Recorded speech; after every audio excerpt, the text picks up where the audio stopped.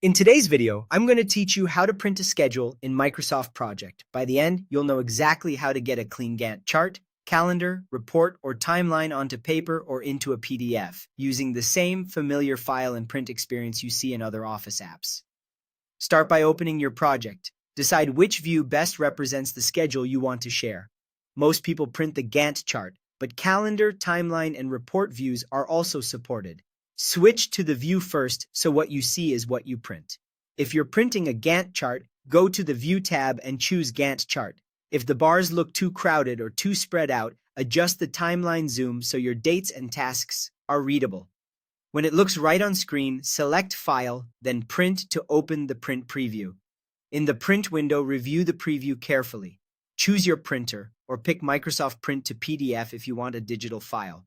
Under Settings, you can decide whether to print the entire project or just specific pages. You can also switch between portrait and landscape orientation and select a paper size that matches what you'll use. If you only need a slice of time, such as a week or a month, use the date range fields under Settings.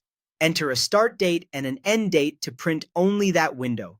This is especially useful for weekly schedules, monthly reports, or concise stakeholder updates that don't require the full project history. Large schedules can span many pages, so scaling helps keep things manageable. Click Page Setup, open the Page tab, and use the scaling options to fit the schedule to one page wide, or choose a custom size that balances readability with page count. After applying scaling, check the preview again and adjust your view's zoom or orientation if labels look too tight. A reliable approach is to print to PDF first. Choose Microsoft Print to PDF, save the file, and review it. PDFs preserve layout well and are easy to share or send to a printer later without surprises. If you prefer a calendar-style output, switch to View, then Calendar. Go to File, Print, and choose how many weeks or months appear per page. This gives a clear, time-boxed view that's ideal for quick overviews.